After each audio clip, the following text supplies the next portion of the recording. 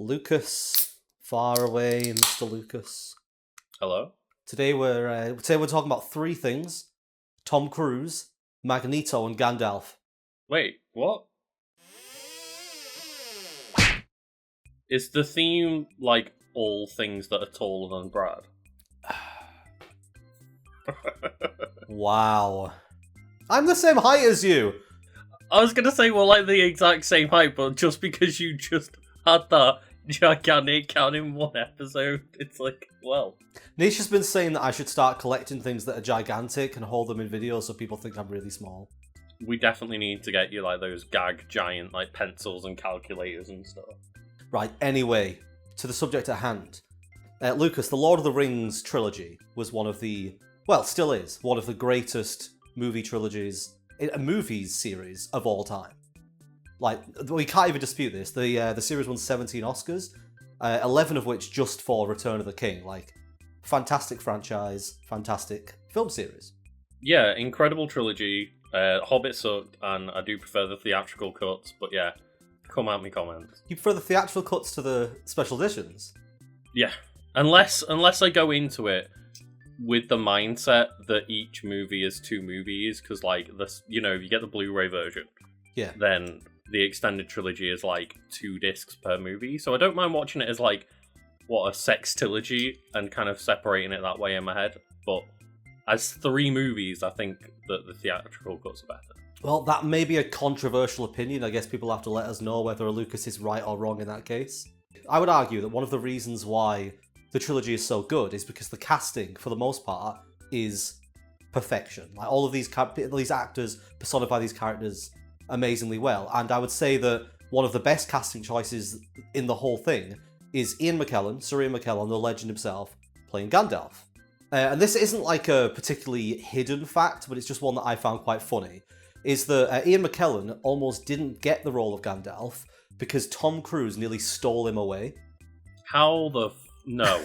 But it wasn't just Gandalf as well. So I didn't realise that Ian McKellen had filmed the first X-Men just before, like literally right before he then filmed the first Lord of the Rings.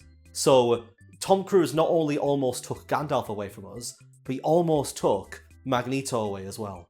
Was there like some weird casting rule that Magneto and Gandalf had to be the same actor? No, what happened was, it was around about the period that Ian McKellen had just come out of a role on Gods and Monsters, and he'd been Oscar nominated for this role, so at this point he was a very high up choice in the acting pool to play certain types of characters. And yeah, at this point, in comes Tom Cruise. I don't think directly, like from the conversations I've watched, the interviews with Ian McKellen, I don't think Tom Cruise literally approached him, but Tom Cruise reached out and said, Mission Impossible 2, there's a role that I think Sir Ian McKellen would be perfect for. Ian McKellen was given 1 page of the script with a few lines of dialogue on. So, fuck all. And Ian McKellen, being the kind of actor he is, looked at this and went, well, I can't agree to be in this film because I don't know what it's about. Like, you've given me nothing to work with. So that led to Ian McKellen saying to his agent, I'm gonna turn this down. I'm not gonna work on Mission Impossible. And the agent said, what? You can't say no to Tom Cruise? And in a line delivery, which I'm pretty sure must have been stolen for Avengers Endgame, Ian McKellen replied with, I think I will. So it was the next day following this when Ian McKellen was then offered the role of Magneto, and obviously was able to accept this role, because I'm guessing they gave him the whole script. Surely, if Ian McKellen was like, I don't want to be in your film because I don't know what it's about, you would be like, here's the script, here are the previous versions of the script, and here is Tom Cruise to beg you. But it's weird, because it sounds a bit like, I guess it's even worse, but like apparently a lot of video games are like really secretive in their casting, because like, you know, games get announced a lot later in production. And to the point where like people going in for auditions don't normally know what they're auditioning for. They kind of just have to piece it together. I get why these things happen, and I get why the studios and game designers and stuff would want to keep things secret, especially if it's like, say it's a massive franchise like Call of Duty. You don't want to announce exactly what's happening. Oh, I wonder whether Captain fucking Price is going to be in it again. You know what I mean? Like with those kind of like big franchises, if the like I get why they do it, but if I was an actor and I was being offered these roles, I mean, it depends who the actor is, because if they just... What I can imagine is, they'll give you a piece of a script and you'll be like, what is this? And they'll push over the check. And when that check reaches your eyes and you see the amount and you're like, okay, I guess I could be in whatever this is. So I guess, like, when you're an actor starting out, though, like, any check with a number on it is good enough. Like, you don't need an explanation. Or if you're Nicolas Cage. After he spent all his money on, like, skulls or something. I mean, that man lived a life. Like, I mean, I'd say that like he's dead. He's still alive. But what I mean is that man is living a life. Like, if you're going to have that much money, you should either do something with it, like give it to charity, or live your best fucking life. And Nick Cage is like, fuck having money when I die. I'm going to die and be buried in a pyramid. I'm going to have snakes. I'm going to have T-Rex skulls. Yeah, like, he's doing what all of those millionaires and billionaires should be doing and spending the money and putting it back in the economy. I would have a lot more respect for people like Jeff Bezos if they were like, I just bought an island and I've paid people to carve it into the shape of my face. I'd be like, you know what? Shit I'd want to do. Do it. Like, the you know, Bender's golden statue, like, remember me. Like, that's oh what my I'd god. want. A billionaire should do that. I would like, you know what? Who should do that? Mr. Beast.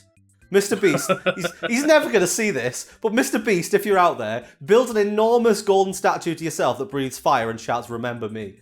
Has no one got the balls to do it? People have got the money to do it. If the Patreon reaches £500,000, £500,000, I will do it. I don't like, would that even be enough money to cover it? Like 500 grand obviously would be split between all of us. How much money would we need? Can we do a separate video of calculating how much it would cost to build these statues? Okay, put that one on hold. At some point in the future, we're gonna come back to this with actual figures on how much it would cost to build a gigantic statue of Brad that breathes fire. We're not actually trying to fund it, but I'm interested now. Should it be me or should it be Carl? It should really be Carl, right? No, it should be all of us. All of us. One of each, like Mount Rushmore. Yeah. Exactly. Mount Rushmore that breathes fire. You know what, Brad? You're editing this one. Photoshop that. All four of our faces on Mount Rushmore breathing fire. Enjoy the extra work, mate. Anyway, back to the discussion at hand. So, shortly after the role of Magneto was accepted by Sir Ian McKellen, the role then came up from Peter Jackson of playing Gandalf. And naturally, Ian McKellen wanted to play... Who wouldn't want to play Gandalf? Gandalf is an amazing character. And Ian McKellen was obviously the perfect choice. Like, we know that now, and I don't think anyone's ever really disputed that. I don't think anyone's ever said he was a bad casting choice. Because whenever these big roles are always cast, there's always at least one person who's like, that's a terrible casting choice. Like, every single time there's a new Joker, that's a terrible casting choice. And the only time they were right was Jared Leto, but let's not go into that. But the little extra bit on the end of this story, like on Factful, we always have a little bit extra. The little extra bit is that X-Men also almost stopped Ian McKellen from being Gandalf, because the shooting for X-Men was running over. That meant that Ian McKellen had to reach out to Peter Jackson and say, I'm very sorry, I can't appear in your film because I'm contractually obligated to finish X-Men. At which point Peter Jackson said, no, we will wait for you. Like, they held it up in order to keep their casting choice. I think that was one of the most expensive movies ever at the time, or the trilogy was at least. I'd like to think all of that production on hold. I'd like to think that they shuffled things around in order to maintain their schedule while still being able to keep the actor they wanted. Yeah, because for example, I know I've heard them talk about it, like the creative process of Always Sunny, and like the first season they got Danny DeVito for like 20 days or something or less, so they had to film all of like the 10 episodes in one go, doing all of the Danny DeVito scenes at the front end. A lot of effort for Danny DeVito. I mean, again, it was worth it, as has been proven over time. Yeah, like it's easy to say with retrospective, like looking back with hindsight, not retrospect. It's easy to say with hindsight when decisions are good, but I guess you've got to stick to your guns in the industry if you have to postpone things or rearrange things to work around a specific person. And I would imagine there are maybe 9 times out of 10 when that would happen, when we wouldn't hear about it because they made all of these changes and in the end result still wasn't good, but it makes it sound more impressive. It's like whenever you hear someone say, oh, they ad-libbed that line, It's like, ooh, that makes it sound so much more impressive that they ad-libbed like this famous line. But about 9 times out of 10, somebody has ad-libbed a line that's been shit, and they haven't like told anyone afterwards. They've been like, no, the screenwriters did that wasn't me. Yeah. The last little cherry on this little story, is that Mission Impossible 2 was delayed over and over again.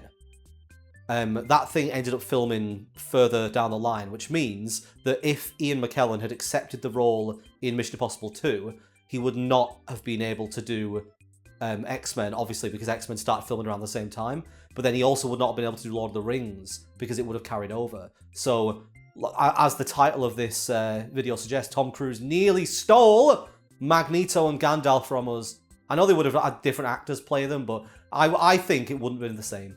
So he would have stolen those characters. My childhood would have been ruined. When you first brought up Tom Cruise, obviously in my head I'm thinking of him as like an actor. Yeah. And I was like, in what world are they going to make it so that Tom Cruise in the early 2000s would have been a believable Holocaust victim as Magneto? Like, he would have been that's what you 30 thought at the time. I thought, like, yeah, he would have taken the role as an actor. Right. No. Tom Cruise was... That would have been I will clarify different... that for anyone in the comments who maybe doesn't know, but Tom Cruise was not offered the role of Magneto or Gandalf. I imagine Tom Cruise as Gandalf. That would be great. Brad, Photoshop Tom Cruise's face onto Gandalf. But that's the thing. That's why I was so confused to start with, because it was like, you say Tom Cruise almost stopped Ian McKellen from being in these 2 roles, and I'm like, oh, because he nearly got those roles, and I'm like, but neither of those roles make sense for Tom Cruise. Oh, that would have been a way better article. Oh my god.